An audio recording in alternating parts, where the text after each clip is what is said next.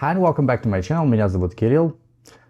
Вы замечали, насколько часто англофоны используют идиоматическое выражение I guess? Очень часто я слышу от студентов или где-то в комментариях кто-то пишет, что I guess это два слова «я» и догадываться, думать, полагать, потому что в словаре guess имеет такое значение.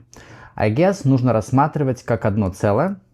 Как я уже сказал, это идиоматичное выражение. Если вы знаете определение слова и идиоматичного выражения, то делить их нельзя. Для того, чтобы научиться правильно эту фразу использовать, мало знать просто перевод, нужно понимать, зачем ее используют в речи.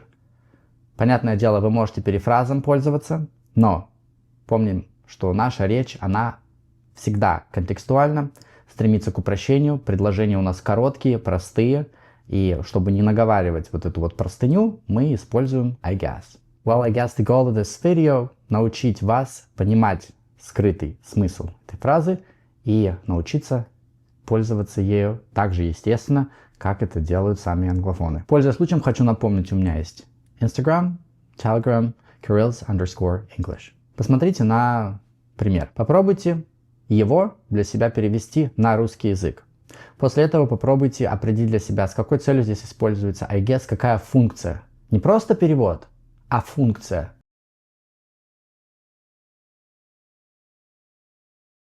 Вам задают вопрос Are you still coming to the party? Вы отвечаете I guess. Большинство людей, которые не знакомы с идиомой I guess, поняли бы этот диалог следующим образом. Ты на вечеринку идешь, у тебя планы не поменялись, все в силе. Да, думаю, приду. Думаю, приду. То есть как раз вот это вот думаю. Но вообще в русском языке его отдельно следует рассматривать. Для нас думаю ассоциируется с чем? I think, I believe и так далее. Но это не так. То есть у I guess нет значения I think. Потому что I think выражает ваше мнение, вы более или менее уверены, вы просто хотите звучать мягче. Чтобы так не ассертивно было. У I guess совершенно другой спектр.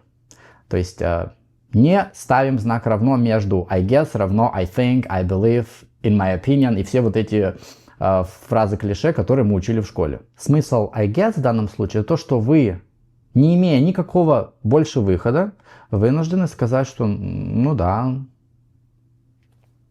I have no other choice. Как бы выхода другого нету, больше никаких опций нету. Как бы выхода нету, придется, а чё ж ты? Ты ж меня заставишь, если я скажу нет. Да, пойду, а что делать-то? Это вот так, если бы переводя смысл английского выражения, я бы переводил на русский язык. В сегодняшнем видео я остановлюсь на двух основных значениях, вы чаще всего их смотрите, чтобы так не загружать вам мозг.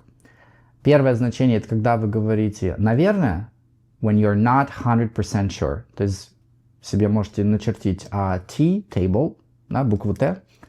Наверху написать I guess, и слева, например, I'm not 100% sure. И второе значение, это когда вы нехотя принимаете условия. То есть говорите, что вы что-то сделаете, или что-то будет, что-то произойдет, но у вас нет энтузиазма. То есть в таких случаях работают русские слова типа «ну ладно, ну что ж поделаешь». Видимо, придется. Или по ходу вот такие переводы будут работать. Окей, попробуйте перевести следующие три предложения с русского на английский.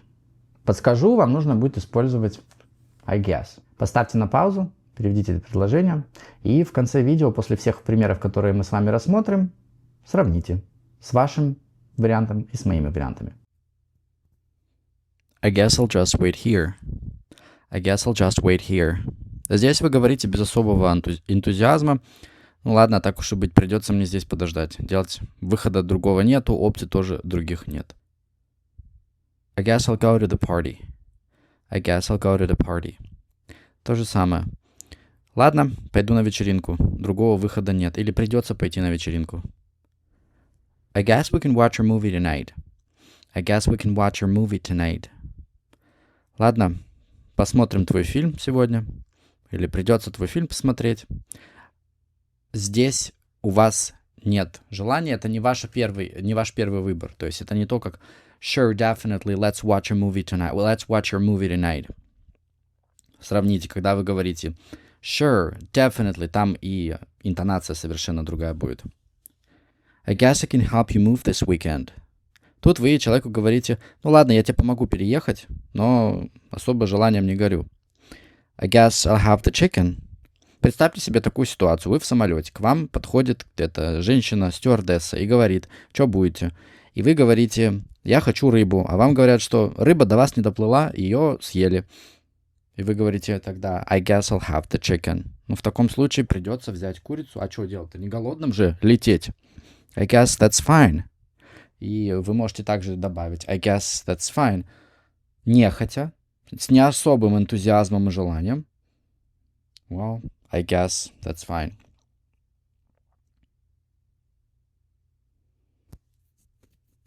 I guess I'll take the bus, since my car is in the shop.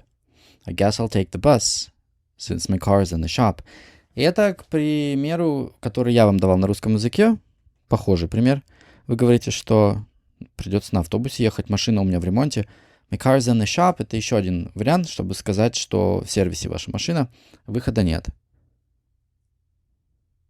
I guess we can order pizza again. I guess we can order pizza again. Опять же, это вот проверяйте, как вы перевели русский пример, который я вам вначале давал. Ну, придется заказать пиццу. Опять придется есть пиццу. Не голодным же ходить. I guess I'll wear the blue shirt. I guess I'll wear the blue shirt. Ладно, надену синюю рубашку. Придется надеть синюю рубашку. I guess our beach day is canceled due to rain. I guess our beach day is canceled due to rain. Это когда вы получили какие-то известия или прогноз погоды узнали и говорите, что, ну, получается, что на пляж мы не идем. Здесь немножко смещается фокус, и смысл будет в том, что вы оцениваете ситуацию на основе той информации, которая у вас есть. Либо эта информация поступила извне, через уши, через глаза, если вы видите что-либо, либо вы просто ее где-то прочитали. То есть, опять же, здесь сохраняется вот это вот желание, что нежелание, вернее, не совсем вы желаете оставаться дома, все-таки хотелось на пляж, и не особо приятные новости. I guess we're not getting those concert tickets after all. I guess we're not getting those concert tickets after all. Здесь тоже не особо приятные известия. Получается, походу, билетиков-то у нас не будет. По итогу билетики распродали. Опять же, это вывод или judging based on your observation. Вы оцениваете ситуацию на основе того, что видите. И здесь перевод уже будет не ладно и придется, а перевод будет такой, что походу или наверное. Но не путайте это походу или наверное со словом maybe. Это совершенно разные вещи, несмотря на то, что в русском языке совпадает. I guess I'll cook at home since the restaurant is closed. I guess I'll cook at home since the restaurant is closed. А здесь мы возвращаемся к привычному нашему значению. Вы нехотя принимаете решение. Ну, придется готовить дома. Ресторан закрыт. Что ж делать-то? I guess we'll have to reschedule the meeting. I guess we'll have to reschedule the meeting. Придется нам перенести наше совещание. Здесь, опять же, мы ушли в другое значение. Получается, похоже, что придется нам совещание перенести. I guess I'll stay late to finish this project. I guess I'll stay late to finish the project. Здесь вы тоже нехотя говорите, что над проектом вам придется работать и засиживаться допоздна, и вы этого не особо хотите. Опять же, можно со значениями поиграть, если больше контекст будет, он будет расширенный. У вас в реальных ситуациях, когда вы окажетесь, контекст в любом случае всегда будет гораздо шире, больше, там будет легче разобраться. Еще раз давайте подытожим. Когда вы переводите в таком значении на русский язык фразу идиоматичную I guess, имеет место говорить ну ладно, ну что ж, придется сделать так, ничего не поделаешь. Либо когда у вас информация какая-то появилась, и вы принимаете решение по ходу дела, и вы говорите, наверное, видимо, похоже, что больше никакого выхода нет.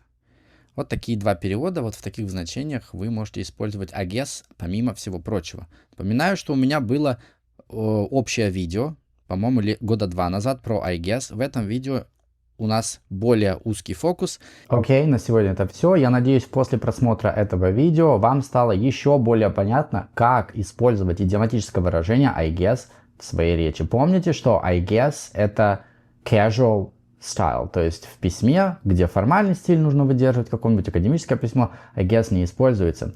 И I guess всегда можно заменить на более формальный вариант I suppose. Я желаю всем отличных выходных. Пока. I guess that's inspiring in a way of like how kind of like Except you and I guess everybody else who knows Morse code. Been in school a long time on Sesame Street, I guess. Gradually getting a little bit more populated, I guess. I guess growing up, I know what it's like to not have a lot. Or we can turn it into a sandwich, I guess. Spreading some of our herby mayo, that sounds better than ranch mayo, right? Whoever gets the longer piece, I guess, gets to, here we go. With an extra layer of weirdness on top, just to make it fun, I guess.